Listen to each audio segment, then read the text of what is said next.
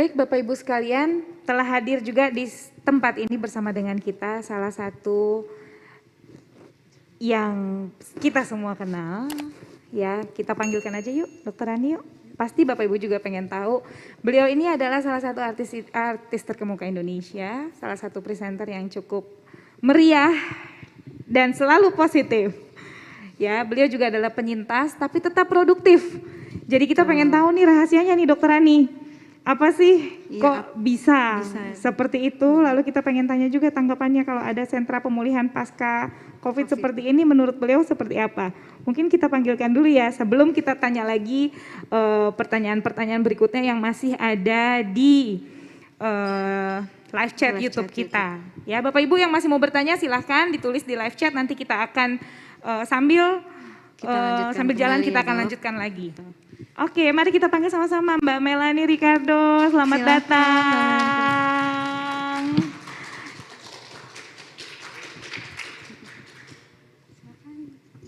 Siang. Halo, aduh tetap cantik. Halo Bapak, apa kabar semuanya? Terima Kabar kasih. baik. Mbak Semoga Mel semua gimana sehat. kabarnya? Aku puji Tuhan sehat, alhamdulillah sehat sekarang. Sehat ya? Yes. Happy? Happy dong, harus Produktif? dong. Yes, karena kan penyintas. Survivor COVID-19. Yeay. Nah, Hai semuanya. inilah semangat survivor yang begini nih yang kita mau nih. Benar. Ya Karena ya Mbak, maksudnya buat orang yang belum kena jangan sampai kena ya, jangan sampai kena. Tapi untuk yang memang sudah kena ya, mudah-mudahan kita bisa menyuarakan kepada banyak masyarakat bahwa memang COVID ini prokesnya kita harus jangan sampai lalai. Karena buat aku kadang-kadang buat setiap orang COVID itu benar-benar subjektif, berbeda-beda banget. Ada yang kena mungkin kayak supir, aku langsung share gak apa-apa ya? Maaf ya Pak. Too excited Pak ya. Jadi buat semangat. Orang, iya kadang-kadang gini, misalnya dunia entertainment ya Bu, Pak gitu. Banyak orang-orang mungkin atau public figure yang mungkin biasa aja santai gitu prokesnya terhadap COVID. Ya gak apa-apa, itu kan it's a personal choice.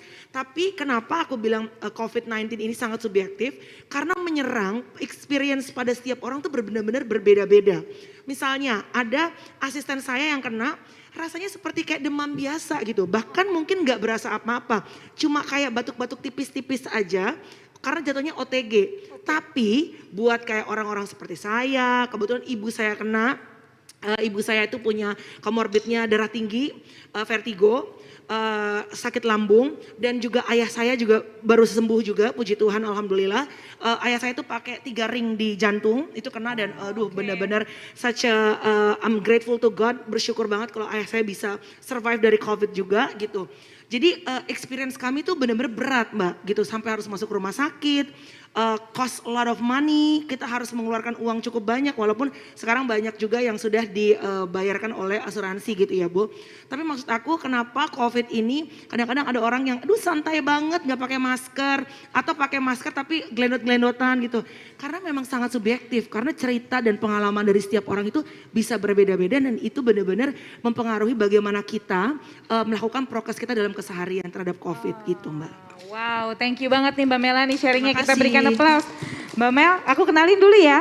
Ini dokter-dokter kita nih di Rumah Sakit PMI Jatinegara. Halo. Ada Dokter Ida, spesialis paru, Dokter Yaya, spesialis rehabilitasi medik. Yes. Lalu ada psikolog kami, Ibu Anastasia. Oke. Nah, kita baru buka nih Mbak Mel, sentra pemulihan pasca COVID-19. Boleh sharing gak sih kalau dulu nih Mbak Mel tahu ada kayak begini, waktu Mbak Mel penyintas ya gitu kan. Tapi kamu hebat loh Mbak, bahwa pada saat jadi penyintas pun semangat loh. Semangat dan sangat-sangat positif. Kita tuh pengen banget ya pasien-pasien COVID kita tuh semangatnya luar biasa. Luar biasa. Kembali langsung produktif ya. Iya, mungkin produktif karena uang banyak habis ya Mbak. Karena kan aku rumah sakit swasta juga dan saat itu aku juga kebetulan waktu di awal-awal tuh tidak banyak insurance yang udah cover, nggak kayak sekarang karena kan banyak banget yang sudah terkena COVID. Jadi ya, I have no choice, gotta go back to work karena juga kemarin COVID-nya udah lumayan menghabiskan uang juga sih gitu. Iya, dan sakitnya harus 14 hari lagi ya. Saya long COVID Mbak, saya tuh lama dong. Saya itu 1,5 bulan. Nyaris 2 bulan kurang Mbak. Imagine gak sih saya tuh lama banget.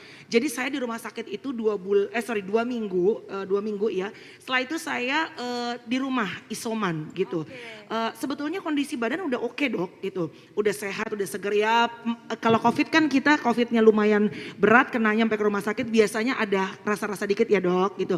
Misalnya mulai olahraga sedikit-sedikit tapi udah masih agak ngep sedikit gitu. Tapi oke lah dok, udah maksudnya udah bisa aktivitas di kamar gitu. Cuma aku tuh city value-nya naik turun 36, 32, 33. Jadi naik turun padahal kondisi badan udah oke dan itu bener-bener masa dimana kita tuh bermain dengan mental dok. Mental yang diserang karena badan udah oke tapi kan udah jenuh setengah mati kan di kamar terus kan. Dan saat itu belum bisa kembali bekerja karena masih harus dapat negatif 2 kali dulu waktu zaman aku kan aku agak di awal-awal kan gitu. Ya ampun, terus itu stressful banget pasti ya nungguin Super seperti stressful. itu. Ya. Jadi lama negatif ya Mbak Meli ya? Aku lama negatif Iya. gitu dan aku bingung ya dok, ini mungkin aku juga bisa diskusi ya dok ya.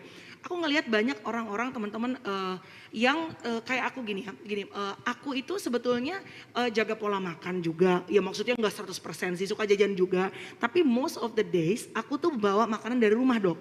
Jadi aku pagi-pagi mamaku tuh masakin, karena kadang-kadang jujur kalau kita jajan di luar terus kan kadang-kadang nggak tahu ingredientsnya apa ya dok gitu. Nah aku bawa makan di rumah, terus berusaha untuk regular olahraga. Seminggu tuh 3 kali aku harus olahraga gitu. Dan aku lihat banyak banget teman-teman aku yang juga berolahraga melakukan pola hidup sehat itu malah kebantai COVID lebih parah dibandingin yang mungkin tidak olahraga. Bukan berarti olahraganya jadi problem atau jadi jangan olahraga. Cuma apa ya dok, maksudnya ini bayangin yang olahraga yang menjaga pola hidup sehat aja bisa kehajar begitu, apalagi mungkin yang tidak sama sekali gitu ya dok, gitu. Gitu Dan sih ini Mbak. banyak nih Mbak Mel yang nanya juga mengenai long covid. Ternyata Mbak Mel kena juga ya long covid. Yes. Sampai berapa lama deh kemarin itu? 1,5 bulan lebih dikit. Wow. Ya. Jadi 1,5 bulan baru boleh discharge. Baru boleh discharge, sebenarnya udah discharge udah 2 weeks ya dari rumah sakit karena kalau menurut dokter aku tuh kayaknya kamu pulang aja karena kondisinya udah dianggap udah melewati masa-masa inkubasi berat gitu ya dok ya. Terus udah gitu menurut dokter juga kan banyak infeksi kadang-kadang kalau di rumah sakit kan lebih baik juga supaya untuk ketenangan mental kita lebih rileks juga isoman di rumah aja karena kondisinya sudah melewati tahap yang berat. Kalau pas masuk rumah sakit aku kondisinya lumayan berat sih waktu pas masuk gitu. Berarti long covid ini benar-benar terjadi ya dokter Ida ya? Pada banyak kasus memang dia gejalanya banyak yang menetap. Kalau lihat dari Mbak Mel ini, Melani mungkin ini yang bukan dinamakan long covid yang namanya sindrom pasca covid ya, tetapi memang dia negatifnya lama. Jadi kita bilang mungkin persisten positif ya. Jadi kalau istilah long covid itu udah sama dengan sindrom pasca covid, artinya dia sudah nyatakan sembuh, sudah PCR sudah negatif, tetapi gejala masih ada. Ya, jadi sudah negatif ya, sudah 2 kali negatif, tapi kok masih ada demam, masih ada sesek, masih ada batuk, ataupun masih ada rasa lelah, rasa ngos-ngosan. Nah itu. Tapi kalau yang Mbak Meli alami itu kan artinya PCR masih positif terus kan, turun naik terus selama 2 bulan. Jadi itu adalah suatu istilah yang berbeda mungkin Dr. Vivi. Jadi itu dikatakan bahwa seperti namanya persisten positif ya, jadi lama negatifnya dia.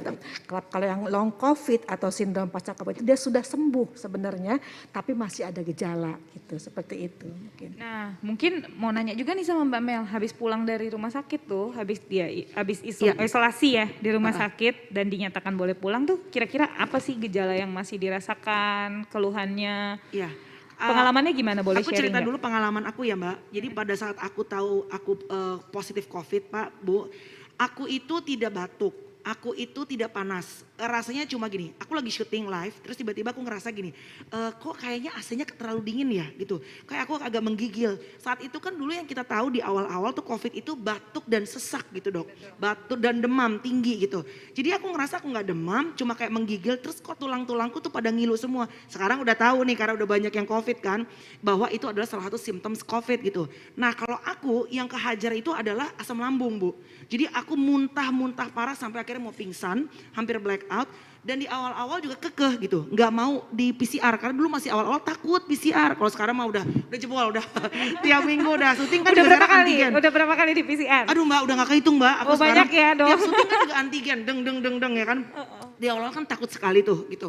Dan aku ngerasa orang gak batuk kok gitu, gak sesek, gak segala macam. Jadi aku pokoknya kekeh 1 minggu berusaha untuk self medicated. Di rumah tuh berobat sendiri, pakai obat sendiri, dikerok gitu kan dok gitu. Sampai akhirnya aku tuh di kamar mandi terus hampir mau black out, mau pingsan. Nah akhirnya setelah itu aku PCR dan benar aku selalu ingat tanggal 3 Oktober 2020 malam hari aku dapet. Itu tanggal keramat dok, aku terima email. Jadi aku tuh sama suami terima email, terus aku lihat tuh hasilnya. Aku lihat pertama kan namanya email harus digeser-geser tuh mbak. Aku lihat negatif, yes aku bilang puji Tuhan negatif. Ternyata itu nilai rujukannya yang seharusnya. Pas udah mau doa nih pak, udah mau doa ya Tuhan terima kasih. Berarti aku tuh bukan COVID gitu kan. Karena dulu COVID tuh masih kiamat banget mbak. Kalau sekarang maksudnya udah banyak yang survive dan banyak yang share ya kan. Pas aku geser itu hasilnya aku. Jadi yang rujukan seharusnya sama hasil aku. Positif gede banget, itu benar-benar kayak dunia blok berhenti. Oh my god, gue COVID, gila. Takut banget karena yang selalu tiap nonton TV itu kan selalu kelihatan COVID, meninggalnya berapa, COVID sesek berapa gitu. Dan akhirnya udah gak ketahan, aku tuh semua sakit kepala iya.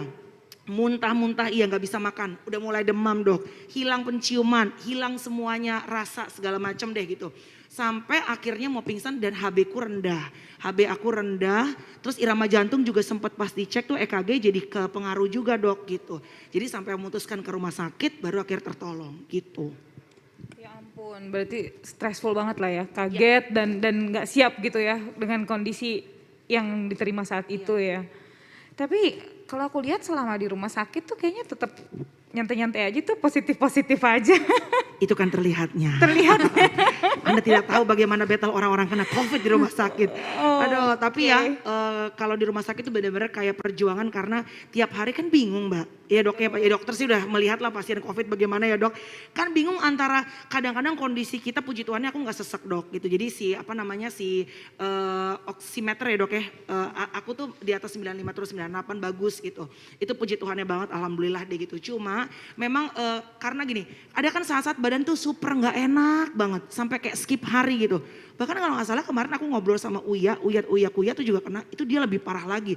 Sampai udah gak inget hari apa gitu. Jadi sekarang kita antar penyintas COVID, artis-artis tuh ntar lagi mau bikin WhatsApp grup dok ya. Saling share gitu loh.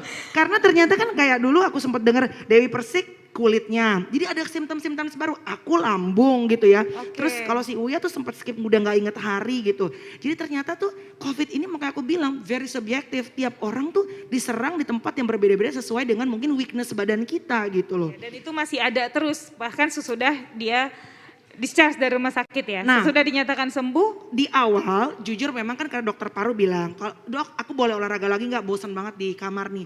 Boleh tapi jangan terlalu yang kardio gila-gilaan. Jadi aku olahraga sedikit-sedikit, ngep dok, bener tuh kerasa kan. Tapi sekarang puji Tuhan aku enggak tuh, aku udah bisa kardio lari kenceng, udah bisa olahraga balik lagi. Pokoknya everything already back to normal. Aku kena COVID Oktober, sekarang udah bulan apa nih dok, udah lumayan lama sih. Tapi maksudnya bisa balik lagi kalau kita ya mungkin balik ke pola hidup yang sehat ya dok gitu. Alumni COVID benar-benar dok.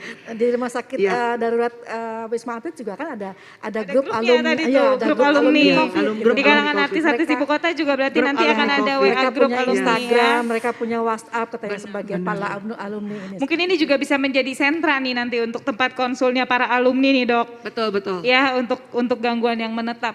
Nah Mbak Mel, berarti dari mulai tadinya masih ngap-ngap sampai akhirnya bisa kembali normal itu makan waktu berapa lama ya? Takes time sih mbak, memang perlahan-lahan ya. Cuma mungkin kita harus fokusnya di switch kali ya. Jangan kadang-kadang kan kita kepikiran terus kan kenapa ya nggak enak banget, kenapa ya nggak enak banget.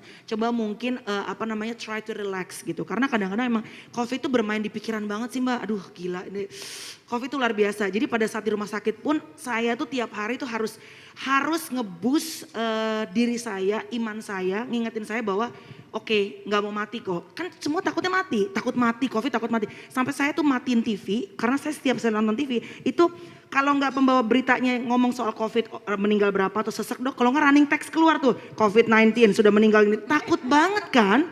Dan kondisi lagi nggak enak di rumah sakit, jauh dari anak, jauh dari siapa. Semua orang yang datang kayak astronot mbak, nggak ada yang kenal mukanya, coba bayangin kan gitu. Jadi Pokoknya saat COVID emang bener-bener kita tuh harus menolong diri kita. Yang itu yang utama. Dokter of course pasti menolong kita. Tapi kalau ngomongin soal di dalam, kita tuh emang harus bisa nge-boost joyful heart kita supaya kita bisa sukacita. Karena kan susah banget, takut, terus ngerasa nggak enak badannya. Jadi aku tuh tiap pagi dengerin misalnya di YouTube tuh sermon khotbah, ceramah gitu. Pokoknya yang bikin iman dan hati tuh lebih tenang gitu, dan berusaha untuk menutup dulu untuk sementara berita-berita mengenai COVID gitu. Jadi mental health yang paling penting ya. Iya Dok, bener banget Dok gitu. Bu Anas, ini fenomena nyata loh ini Bu Anas ya, betul ya. Bahkan pada saat COVID aja udah stres, ternyata pasca COVID-nya pun harus ada yang tadi juga, grup alumni kan juga stres juga tuh. Abis sembuh gue masih begini nih kondisinya gitu kan. Gimana caranya nih kan gitu ya Mbak Mel ya. Jadi gimana nih Bu Anas? Oke, tapi kita kan harus memahami diri kita sendiri. Apa sih sebetulnya? Ini kan yang mengikuti berkepanjangan itu sebetulnya memiliki riwayat psikis ini adalah individu atau pasca COVID ini tadi yang memiliki latar belakang khusus. Nah, kalau yang tidak ya udah aja enjoy aja nggak ada apa-apa. Aku sudah sembuh misalnya cuma satu. Ya tadi yang saya katakan juga ada depresi tadi kan ya. Kalau misalnya coba kita bisa membayangkan satu rumah itu tidak mungkin hanya satu yang kena. Itu udah pasti kan ada beberapa. Nah itu memang pengalaman saya sendiri, saya menanganin, ini ada dan sampai detik ini pun juga masih ke saya. Karena apa? Seluruh keluarganya yang tadi saya katakan tadi Dok, bahwa ada bapaknya, ada ibunya, ada anaknya, ternyata ini kena dari driver. Nah ini kita nggak tahu.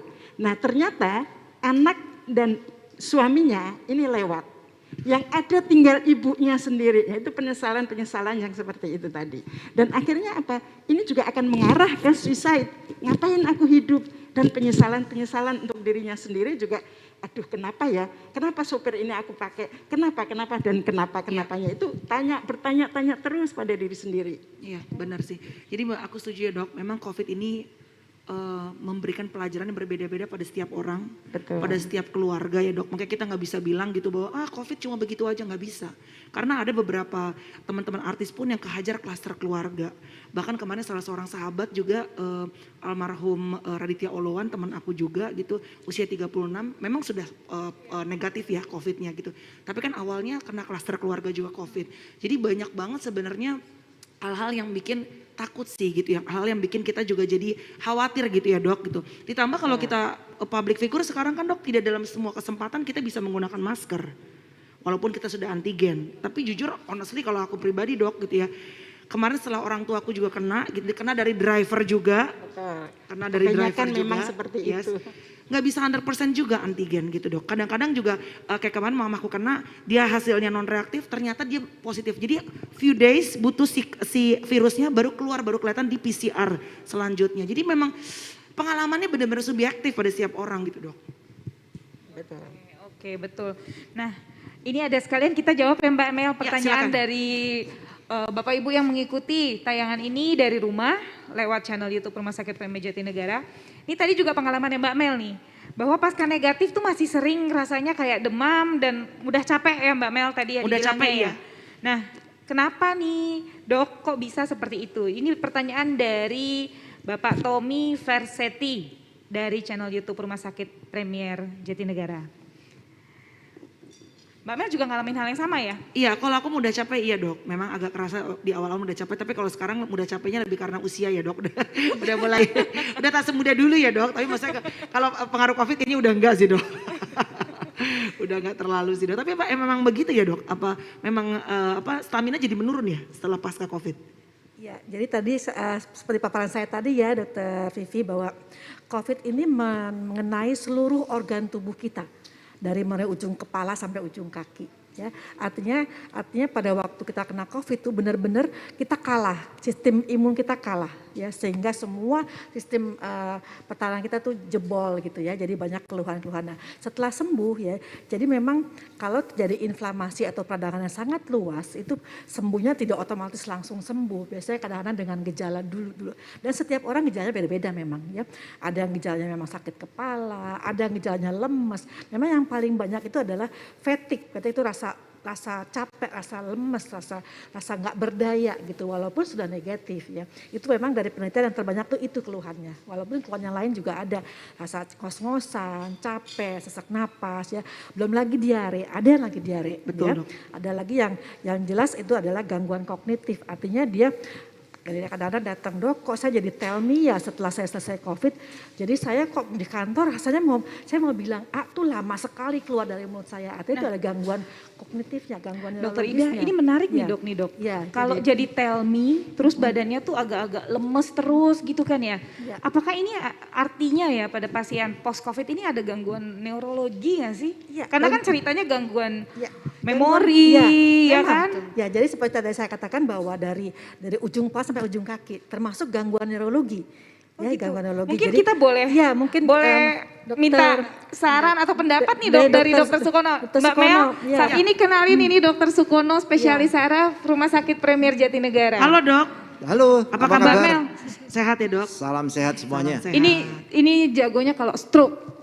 Wah, Stroke unit di Rumah kayaknya Sakit Premier Jatinegara ini nih. Ayah saya Parkinson kayaknya akan saya bawa sebentar lagi ke situ. Oke, Oh, saraf deh. ya? Kan ya kan bisa ya? Iya saraf pasti. Yes. Langsung daftar aja, Bu. Iya, iya, iya, iya. Dok, ayo dok, bagaimana iya. ini dok tentang gangguan memori, kelemasan Iya. yang berkepanjangan? Seperti yang dikatakan oleh teman-teman saya yang senior ini, bahwa infeksi COVID itu mengenai pada seluruh bagian tubuh. Nah, biasanya kalau ada virus, ada namanya penampung virusnya itu. Nah, kalau ada bagian tubuh yang mempunyai penampung virus namanya ACE2 reseptor, itu dia akan bereaksi dan membuat suatu reaksi rentetannya. Yang punya itu adalah mulai dari otak ya ada, saluran cerna ada, paru-paru ada, dan sebagainya dan sebagainya. Oleh karena itu kenapa bahwa infeksi virus COVID-19 ini beragam sekali. Karena tadi dikatakan bahwa untuk yang menangkap virus itu di seluruh tubuh kita hampir ada semuanya. Oleh karena itu broad spectrum, kira-kira begitu. Nah, di otak juga demikian.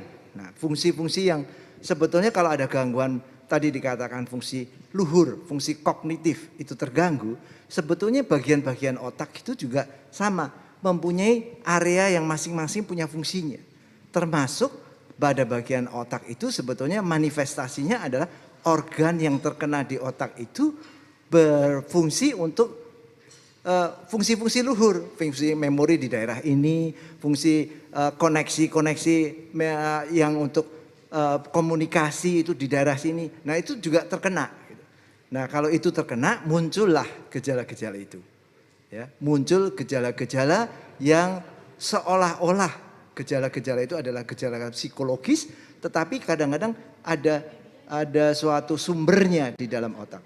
Nah, oleh karena itu kita Rumah Sakit Premier Jatinegara manajemen membuat suatu produk yang baru sekali dan ini sangat baik karena akan dikelola secara integratif ya, dari seluruh bagian. Maka oleh karena itu percayakan kalau ada pasca COVID para penyintas itu kita membantu para penyintas ini. Yakinlah bahwa kita akan bisa ikut menyelesaikan apa-apa yang menjadi keluhan-keluhan para penyintas. Kira-kira itu. Amin. Semakin cepat Indonesia pulih, semakin cepat Indonesia maju. Begitulah. Begitulah. Oke, nah satu lagi Dokter nih. Vivi, mungkin satu Ya, lagi. silakan, Tadi Dokter kan Ida. Mbak Melani ini kan keluhannya kan diare ya. Kalau aku nggak diare dok, iya, tapi lambung. yang diare, Yang awal ya, itu lambung ya. sahabatku Inul diare, Iya. muntah diare. Kalau aku cuma lambung dok. Ya, mungkin ada pengalaman dari dokter penyakit dalam kita ya, yang setelah pasca COVID ini masih ada keluhan di lambung, keluhan seperti diare. Nah, mungkin bisa sharing nih dokter Vivi, dokter Wawan atau dokter Laura. Karena mungkin memang cukup pengalamannya. sering nih dokter nih pasien yang pengalaman COVID ya. itu dengan diare, terus dia masih terus-terusan diare Iya, sampai setelah sampai dia. keluhan lambung kan juga terus ada. Nah, mungkin dokter Wawan atau dokter Laura ya bisa Boleh, membantu. silakan, Dok. Silakan. Baik, terima kasih. Ya memang kami dari tim penyakit dalam memang lumayan cukup sering dapat pasien yang akhirnya kontrol ya. Kadang juga dari tim paru ada kirim ke penyakit dalam karena keluhannya ternyata setelah sembuh dari COVID sudah negatif sekian hari tapi masih ada keluhan di saluran pencernaan ataupun biasanya kalau untuk penyakit dalam itu pengentalan darah biasanya. Nah, kalau untuk pencernaan sendiri memang yang paling dominan biasanya sakit lambung. Karena memang mungkin ada beberapa penyebab. Yang pertama, Dokter Sukono sudah sebutkan memang virusnya sendiri berikatan dengan sel-sel reseptor di saluran pencernaan. Tapi juga mungkin juga disebabkan oleh obat-obatan yang kita kasih juga kan mungkin Mbak Melani juga punya pengalaman waktu positif kan banyak banget ya obatnya. Banyak banget. Ya gitu, jadi banyak sekali obatnya. Nah itu bisa juga pasien kadang-kadang keluhan saluran pencernaannya itu karena banyak obat. Nah bisa juga memang pada dasarnya udah ada penyakit lambung sebelumnya. Ya, betul. Jadi ditambah dengan sakit COVID akhirnya makin parah gitu ya. Belum lagi cemasnya sendiri juga berkaitan sama sakit lambung. Jadi ya memang kita dari sisi penyakit dalam juga membantu untuk keluhan lambungnya itu juga nanti kita bantu juga dengan jaga pola makan, kemudian obat-obatan lambung nanti kita juga kasih gitu. Kurang lebih seperti itu. Ya. Baik, terima kasih Dokter Laura atas penjelasannya. Ini juga merupakan salah satu pertanyaan Bapak Ibu sekalian yang ada di rumah. Nah Mbak Mel mungkin satu terakhir nih sebelum Mbak Mel selesai ya karena ada acara lagi ya Mbak Mel ya. Terima kasih loh Mbak Mel udah meluangkan waktu ya. Sama-sama Mbak. Kita pengen banget sharing deh sama para penyintas di rumah ya kan. Apa sih yang bisa menjadi motivasi dari Mbak Mel untuk tetap positif dan akibatnya sekarang bisa sembuh dari COVID dan bisa kembali lagi aktif dan produktif. Lalu yang kedua, mungkin saya pengen tanya untuk Mbak Mel juga, kalau dulu udah ada sentra pemulihan waktu Mbak Mel sakit, kira-kira tanggapan Mbak Mel seperti apa ya? Oke. Kan dulu belum ada tuh, jadi ada. bingung ya mau kemana gitu kan ya. Nah dengan adanya ini kira-kira seperti bagaimana pendapat Mbak Mel? Yang pertama tadi supaya tetap semangat nih ya Mbak. Oke. Yang pertama aku cuma pengen share bahwa COVID itu pada beberapa pasien kalau komorbidnya tidak terlalu parah sebetulnya bisa disembuhkan ya dok. Dan bukan aib ya. Kalau dulu kan orang tuh di awal-awal takut banget menyembunyikan. Jangan sampai keluarga dan orang lain tahu bahwa kita kena COVID. Itu juga salah satu decision saya pada saat saya kena COVID. Walaupun di awalnya saya itu sempat menyembunyikan, jadi teman-teman media, wartawan sampai ke rumah nanya, karena kan hilangnya lama tuh. Jadi orang-orang udah tahu kalau 2 minggu hilang pasti dibilangnya liburan ke Hongaria, kalau artis gitu. Nah aku bilangnya asam lambung. Nah saat aku di rumah sakit, saat aku berjuang dengan COVID, itu aku merasa bahwa sepertinya Tuhan tuh ngomong sama aku. Karena aku tuh saat kita kena COVID, kita tuh benar-benar kayak nggak ada waktu lain, bingung mau ngapain, akhirnya banyak komunikasi sama Tuhan gitu dok. Karena kan bingung, biasanya sibuk, biasanya ngapain, kayak ditarik set gitu kan, nih sini relax dulu, santai dulu gitu loh. Jadi banyak waktu untuk kita akhirnya punya komunikasi yang lebih dekat, lebih hangat sama Tuhan. Saat itu entah mengapa menurut saya Tuhan tuh berbicara bahwa saya tuh harus sharing gitu dok, despite of hiding about my disease gitu. Karena awal-awalnya saya tuh sebenarnya nggak mau orang lain tahu bahwa saya tuh sakit COVID gitu, takutnya beberapa program acara TV jadi akhirnya hilang karena dia bekas COVID nanti nggak mau dipakai gitu. Tapi saat itu saya memberanikan diri untuk bahkan mendokumentasikan hari demi hari saat saya lagi berjuang dengan COVID dan saya publish, saya keluarkan di YouTube channel saya dan ternyata itu memberkati banyak orang. Artinya gini dok. Tadi di waktu pada saat masa-masa aku kena COVID itu belum banyak mungkin public figure yang mau sharing. Mungkin yang udah kena iya, tapi yang mau sharing day by day perjuangan mereka kena COVID sampai sembuh itu seperti apa gitu. Sampai akhirnya pada saat beberapa teman-teman artis kena COVID, mereka nonton juga si channel aku itu. Ternyata mereka ngeliat, oh ternyata memang ada masa-masanya kok, lagi masa beratnya, ntar juga lewat, Melanie juga kemarin bisa, aku juga bisa gitu loh. Jadi memberikan encouragement kepada orang lain. Memang pada saat masa inkubasi COVID nggak bisa dibilang mudah sama sekali, apalagi kalau sampai kita dibawa ke rumah sakit. Tapi jangan seperti saya belajar dari pengalaman, kelamaan dok. Kelamaan nyoba untuk ngobatin sendiri di rumah. Saat badan gak enak, bertanggung jawab sama diri sendiri dan juga orang lain. Kenapa? Aku selalu bilang kalau mulai badan gak enak dan segala macam, kalau bisa PCR. Mungkin kalau belum bisa antigen. Kalau memang lagi gak punya duit segala macam, di rumah aja dulu. Takutnya dok, kita udah OTG, kita keluar, orang lain yang mungkin sudah usia atau ada komorbid, kena. Dan orang lain itu kita mungkin bisa survive karena kita badannya kuat, masih muda. Sedangkan orang lain yang mungkin udah usianya sudah ada komorbid, sudah usianya sudah lanjut, takutnya mereka tidak bisa dealing dengan COVID dan akhirnya harus lewat. Kan kita nggak pengen seperti itu. Dan di atas segalanya, memang saat kita lagi berjuang dengan COVID, tidak ada orang yang bisa menolong apa yang kita rasakan selain diri kita sendiri. dan Tuhan pastinya ya. Jadi tiap hari itu we have to train our mind. Tiap hari, tiap pagi walaupun badan lagi super nggak enak, makan pun susah ya Mbak. Karena kan lagi bener-bener mual, aku sampai bibirku tuh hancur semua nih. Karena obat COVID-nya mungkin berat, kuat dan juga banyak banget dok gitu. Jadi sampai bibirku tuh semuanya hancur, lidahku setiap aku lihat di kaca tuh putih semua gitu.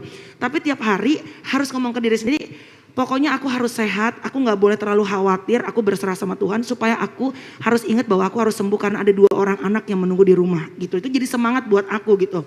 Nah kemudian tadi soal yang sekarang sudah ada apa namanya Mbak, sentra pemulihan pasca COVID. Aku senang banget Mbak. Kenapa? Karena kalau dulu udah ada begini, kita tuh nggak bingung dan nggak ribet untuk mencari tahu mengenai COVID ini. Karena kan sebenarnya COVID ini seperti aku bilang, setiap orang punya experience yang tambah, symptoms yang baru-baru. Kayak kemarin aku baru aja ngeliat di WhatsApp, ada yang matanya merah ternyata anak kecil COVID. Jadi banyak banget informasi-informasi baru yang kita bisa saling share, bisa menambah knowledge kita, dan juga bisa cross check ini hoax atau bukan, bener ya dok? Karena kadang-kadang semua orang main forward, apalagi mungkin yang grup orang tua gitu ya dok, ini bahaya nih, mungkin pengen membantu keluarganya, bikin makin panik. Nah di sini kita bisa dapat informasi secara jelas, ini hoax atau ini betul-betul fakta. Dan mudah-mudahan aku sih berdoanya bahwa prokesnya jangan, walaupun sudah vaksin, prokesnya jangan sampai kendor ya. Dan teman-teman yang mungkin punya tempat display apapun deh, Instagram, Facebook, apapun juga, kita bisa share informasi untuk bisa membantu orang lain aware terhadap COVID-19 gitu sih. Terima kasih Mbak. Baik, beri tepuk tangan yang meriah untuk Mbak Melanie Ricardo. Terima kasih. Kiranya positivity, tadi ya sikap pikiran yang positif itu boleh ditularkan kepada semua penyintas COVID di Indonesia dimanapun berada. Karena itu faktor penting ya dok ya, untuk penyembuhan lalu pemulihan. Setelah dikatakan negatif pun ada proses pemulihan dan itu sangat berpengaruh. Baik, terima kasih banyak Mbak Melanie Ricardo atas kesempatannya meluangkan waktu untuk hadir di acara kita hari ini. Dan jangan lupa untuk tadi teman-teman yang membutuhkan sentra pemulihan pasca COVID, kira-kira Mbak Mel mau sharing nggak kepada mereka? Ya, artinya kalau misalnya kita bisa saling sharing, I'd love to. Aku tuh semenjak kemarin menjadi penyintas COVID, kalau ada kesempatan untuk berbagi mengenai COVID, aku tuh benar-benar rasanya pengen sekali berbagi karena aku tahu banyak orang yang juga masih banyak pertanyaan mengenai seputar COVID, dan aku senang banget seperti ada acara begini. Jadi bukan cuma penyintas yang bukan cuma share mengenai pengalaman, tapi ada dokter-dokternya yang sekaligus bisa jawab, long COVID apa sih? Aku dapat knowledge baru nih. Ternyata aku nggak long COVID ya dok. Ternyata aku tuh adalah persistent positif COVID. So next time kalau aku share, aku lebih tahu kan informasi yang penting karena ada dokter-dokter yang berkompeten gitu. Sukses, sehat untuk semuanya, dan yang paling penting mudah-mudahan saya berdoa next kita bisa jumpa lagi di acara seperti ini tanpa pakai masker, tanpa harus ketakutan dengan virus. Amin ya. Amin. Sehat semuanya. Terima kasih banyak Mbak Mel. Terima kasih. Sampai ketemu semuanya. Sampai ketemu lagi. Makasih ya dok. Terima kasih Mbak Makasih ya Mbak Mel.